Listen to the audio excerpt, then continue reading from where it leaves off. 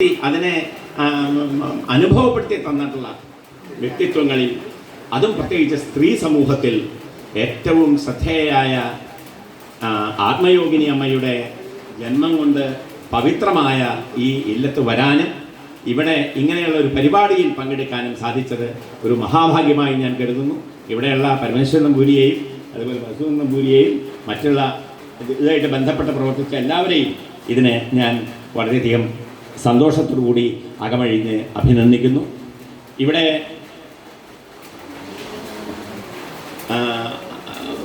ഒരു കാര്യം പറയാൻ വിടരുതെന്ന് അദ്ദേഹം പറയായിരുന്നു, അല്ല അതിലേക്ക് വരികയായിരുന്നു. സനാതന സുധയുടെ പ്രവർത്തനത്തിൻ്റെ കാര്യം കൂടി ഇതിൻ്റെ ഭാഗമായിട്ടുണ്ട്. നമുക്കറിയാം, അതിൻ്റെ വിജ്ഞാന വിചാര സദസ്സ് അതിൻ്റെയൊക്കെ ഭാഗമായാണ് ഇതെല്ലാം നടക്കുന്നത്. ഈ ചർച്ചകളെല്ലാം അതിൻ്റെ ഭാഗമാണ്. ഇത് ഇവിടെ ഇപ്പോൾ ഇത് കേന്ദ്രമാക്കിക്കൊണ്ട് ചെയ്തു എന്ന് മാത്രമേ ഉള്ളൂ. ഇത് കേരളത്തിൻ്റെ പല ഭാഗത്തും നടക്കുന്നുണ്ട്. ഈ സനാതന സുധയുടെ തന്നെ ചർച്ചകൾ പല ഭാഗങ്ങളിൽ നടക്കുന്നുണ്ട്. അതെല്ലാം വളരെ ശ്രദ്ധേയമായ ചർച്ചകളാണ്. അതിനെക്കുറിച്ച് ഈ സനാതന സുധ എന്ന് പറയുന്ന ആ ഗ്രന്ഥത്തെ തന്നെ, അതിൻ്റെ ഇത്രയും കാലം നടന്ന ഈ ചർച്ചയുടെ പരിണതഫലമായിട്ടുള്ള ഈ ഗ്രന്ഥരത്നം എന്നാണ് ഞാൻ വിശേഷിപ്പിക്കേണ്ടത്. ആ ഗ്രന്ഥരത്നത്തിൻ്റെ ചർച്ചകൾ പല ഭാഗത്ത് നടക്കുന്നുണ്ട്. അതിൻ്റെ പ്രവർത്തനങ്ങൾക്കും മുൻകൈയെടുത്ത ഈ സജ്ജനങ്ങളെ, അതിൻ്റെ തൽപരരായ എല്ലാവരെയും അനുമോദിക്കുന്നു. ഇവിടെ ഏറ്റവും പ്രധാനമായ കാര്യം ഞാൻ നിർവഹിച്ചത് ഈ ഹരിനാമ കീർത്തനമാണ്. ഹരിനാമ കീർത്തനത്തിൻ്റെ മലയാള നല്ലൊരു പഠനവും വ്യാഖ്യാനവും ഇവിടെ തയ്യാറാക്കിയ അത് അനീതാനന്ദ നല്ല പ്രയത്നം ചെയ്തിട്ടുണ്ട് എന്ന് കാണുന്നതിൽ വളരെയധികം സന്തോഷം. ഈ ഹരിനാമ കീർത്തനം മലയാളത്തിലുള്ള ഇത്രയും ചെറിയൊരു കൃതി ഇത്രയധികം വ്യാഖ്യാനിക്കാൻ തോന്നുന്നു. ഈ കൃതി ഇത്രയധികം വ്യാഖ്യാനിക്കണ്ടോ? ഇപ്പം ശങ്കരനൊക്കെ എത്രയെത്രയോ ഉപനിഷത്തുകൾ, എത്രയെത്രയോ പ്രസ്ഥാന ഗ്രന്ഥങ്ങൾ, പ്രകരണ ഗ്രന്ഥങ്ങൾ ഇതൊക്കെ എഴുതുകയും വ്യാഖ്യാനിക്കുകയൊക്കെ ചെയ്തിട്ടുള്ള ഇതിൻ്റെ എല്ലാം സാരസംഗ്രഹമായിട്ടുള്ള ഒന്നാണ്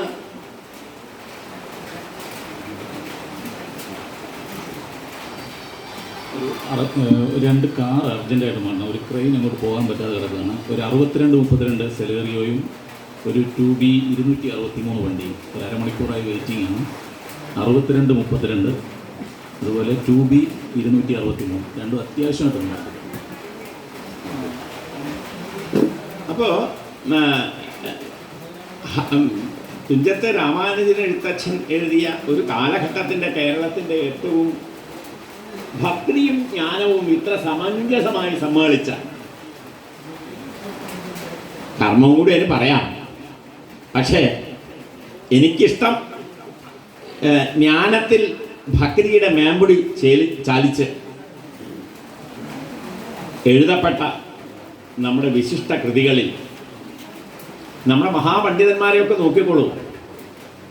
ഭാഗവതത്തിൽ തന്നെ ഏറ്റവും ശ്രദ്ധേയന്മാരായിട്ടുള്ള ആളുകൾ, ഏറ്റവും പണ്ഡിതന്മാർ, ഭക്തൻ, തത്വജ്ഞാനികൾ, ആ തത്വജ്ഞാനികളെയൊക്കെ പരിശോധിച്ചാൽ അവരൊക്കെ തത്വജ്ഞാനത്തിന് ശേഷം ഭക്തരായിട്ടാണ്. സഞ്ചരേമ ശുഗനാരദാധിപതെന്ന് മേൽപ്പത്തൂർ നാരായണ ഭട്ടതിരി പറയും. ശുഗനെ നാരദനെയും പോലെ, നാരദനൊക്കെ തത്വജ്ഞാനിയാണെങ്കിലും വലിയ ഭക്തനാണ്. ശുഗൻ വലിയ തത്വജ്ഞാനിയാണ്, പക്ഷേ അങ്ങേറ്റത്തെ ഭക്തനാണ്.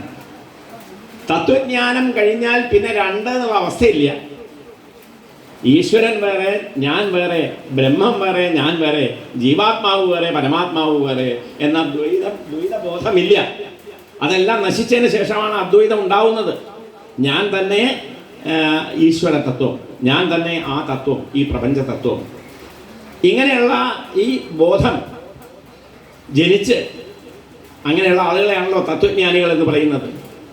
തത് ത്വം, ത്വം തത് അസി, നീ അതാകുന്നു, നീ ആ പ്രപഞ്ച ചൈതന്യമാകുന്നു എന്ന് വെച്ചാൽ ജീവചൈതന്യത്തിനോട് പറയാണ്, ജീവാത്മാവിനോട് പറയാണ്, നീ ജീവാത്മാവാണെന്ന് നിന്റെ അജ്ഞാനം കൊണ്ട് ധരിക്കുകയാണ്. നീ ജീവാത്മാവല്ല. നമ്മളോട് ഓരോരുത്തരോടും പറയാണ്, നീ ആ പരമാത്മാവാണ്, നീ ആ ഈശ്വര തത്വമാണ്. ഈ ബോധം നമ്മളിൽ ജനിപ്പിക്കുന്നതാണ്. ഈ തത്വജ്ഞാനം സമ്പാദിച്ചതിന് ശേഷവും നമ്മൾ ഋഷിമാരെല്ലാവരും ഭക്തിയിൽ തന്നെ, ദ്വൈതത്തിൽ തന്നെയാണ് രമിച്ചിട്ടുള്ളത്. തത്വജ്ഞാനം എന്ന നിലയിൽ അത് പരമാദരണീയമാണ്. പക്ഷേ എപ്പോഴും ഇവിടെ ശങ്കര ഭഗവത്പാദരുടെ ഭാഷ്യകാരന്മാരിൽ ശങ്കരാചാര്യരെ തന്നെ വീണ്ടും വ്യാഖ്യാനിച്ച ആളുകൾ. ശങ്കരാചാര്യന്റെ വലിയൊരു വ്യാഖ്യാതാവാണ്. അദ്ദേഹത്തിനെ വ്യാഖ്യാനിച്ച മധുസൂദന സരസ്വതിയെ പോലെയൊക്കെയുള്ള മഹാപണ്ഡിതന്മാർ അദ്ദേഹം പറയുന്നത് കൃഷ്ണാത് പരം കിമപി തത്വമഹം ന ജാനേന്ന്. അദ്ദേഹം ബ്രഹ്മത്തെ സ്ഥാപിച്ച് അദ്വൈത വേദാന്തത്തെ സ്ഥാപിച്ച് ബ്രഹ്മം മാത്രമേ ഉള്ളൂ എന്നും ദ്വൈതമില്ല അദ്വൈതമാണ് പരമതത്വം എന്ന് സ്ഥാപിച്ച അദ്ദേഹം എത്രയോ ഗ്രന്ഥങ്ങളിൽ കൂടെ സ്ഥാപിച്ച അദ്ദേഹം അവസാനം അദ്ദേഹം പറയുന്നത് കൃഷ്ണാത് പരം കിമപി തത്വമഹം ന ജാനേ. കൃഷ്ണനിൽ നിന്ന് അന്യമായ ഒരു തത്വത്തെ എനിക്ക് അറിഞ്ഞുകൂടാ. പരമകൃഷ്ണഭക്തനാണ്. ഇങ്ങനെയുള്ള ആ ഋഷി പരമ്പരയുടെ ഭാഗവതത്തിൽ പറയുന്ന വലിയ ഭാഗവതന്മാരായിരിക്കുന്ന വലിയ തത്വജ്ഞാനികളും ഭക്രാഗ്രണികളുമായിട്ടുള്ള ആ ഋഷി പരമ്പരയുടെ ഈ ഇങ്ങേയറ്റത്ത് നമ്മൾ കാണുന്ന ആളാണ് എഴുത്തച്ഛൻ. എഴുത്തച്ഛനായാലും ആ കാലത്ത് 3 രത്നങ്ങളുണ്ടായിരുന്നു. എഴുത്തച്ഛനും മേൽപ്പത്തൂരും പൂന്താനും. ഈ 3 പേരും ആരാരാ കേമെന്ന് വെച്ചാൽ ഓരോരോ ഇത് വായിക്കുമ്പോൾ അതാണ് കേമം തോന്നും, പിന്നെ അത് വായിക്കുമ്പോൾ അതാ കേമം തോന്നും. എല്ലാം ബഹുകേമം എന്ന് മാത്രം പറയാം. എഴുത്തച്ഛൻ്റെ കൃതികൾ അനവധിയാണ്. ആ കൃതികളെല്ലാം പരിശോധിച്ചാൽ ആ കൃതികളെ മുഴുവൻ ആറ്റിക്കുറുക്കി അതിൽ അദ്വൈത തത്വം കടഞ്ഞെടുത്തിട്ടാണ് ഹരിനാമ കീർത്തനം. അപ്പോൾ ഇത് വ്യാഖ്യാനിച്ച് തീരുമോ? അതിലെ ഒന്നായ നിന്നയിക രണ്ടെന്ന് കണ്ടളവിൽ ഉണ്ടായ രണ്ടൻ ഉണ്ടല്ലോ, ഇത് മാത്രം വ്യാഖ്യാനിക്കുകയായിരുന്നു ഇത്രയും കാലം ശങ്കരാചാര്യരും അതിന് മുമ്പുള്ള ആളുകളൊക്കെ ചെയ്തത്. എന്നിട്ടും നമ്മുടെ സംശയം തീർന്നു. ഇപ്പോൾ അനിലാനന്ദയും അത് വ്യാഖ്യാനിക്കുന്നു. എല്ലാവർക്കും വ്യാഖ്യാനിക്കാം. ഓരോരുത്തരുടെയും അനുഭവം വെച്ചുകൊണ്ടാണല്ലോ വ്യാഖ്യാനങ്ങൾ. ഒന്നും തെറ്റല്ല, ഒരു വ്യാഖ്യാനവും തെറ്റല്ല, കാരണം അത് നമ്മുടെ അനുഭവമാണ്. അങ്ങനെ ആ അനുഭവത്തിൽ കൂടെ മേൽപ്പത്തൂര് നാരായണീയത്തില് അജാമിളോപാഖ്യാനത്തിൽ ഒരു ശ്ലോകം ഉണ്ട്. എന്താണ്? നൃണാം അബുദ്ധ്യാഭിമുകുന്ദ കീർത്തനം ദഹത്യഖൗഢാൻ മഹിമാസ്യ താദൃശ യഥാഗ്നിരേധാംസി യഥൗഷധംഗദാൻ ഇതി പ്രഭോ ത്വൽപുരുഷാ ബഭാഷിരെ. അജാമിളനെ കൊണ്ടുപോകാനായിട്ട് ഈ യമഭടന്മാർ വന്നപ്പോൾ മറ്റേ വിഷ്ണു പാർഷദന്മാർ വന്ന് അവരെ തടഞ്ഞൂലോ. അവിടെയുള്ള സംഭാഷണത്തിൽ പറയുന്നതാണ് മനുഷ്യരുടെ നൃണാം അബുദ്ധ്യാഭിമുകുന്ദ കീർത്തനം. അബുദ്ധിയ ബുദ്ധിയോടുകൂടി വേണമെന്നില്ല, ഓർമ്മയോടുകൂടി വേണമെന്നില്ല, ബോധപൂർവം ആവണമെന്നില്ല. അബോധപൂർവമായിട്ടായാലും മുകുന്ദ നാമധേയം, ഭഗവൻ നാമധേയം, ഹരിനാമത്തിൻ്റെ കീർത്തനത്തെക്കുറിച്ചാണ് പറയണത്. ഹരിനാമത്തെ ഉച്ചരിച്ചാൽ എങ്ങനെയാണോ ഒരു തീപ്പട്ടിക്കൊള്ളിയുടെ ഉരച്ച് ഒരു വലിയ വൈക്കോലിൻ്റെ തുറു അതങ്ങ് എറിഞ്ഞാൽ ഒരു നിമിഷം കൊണ്ട് അത് വെന്ത് ചാമ്പലാവുന്നത്, അതുപോലെ ചാമ്പലാവും ഒരൊറ്റ നാമം.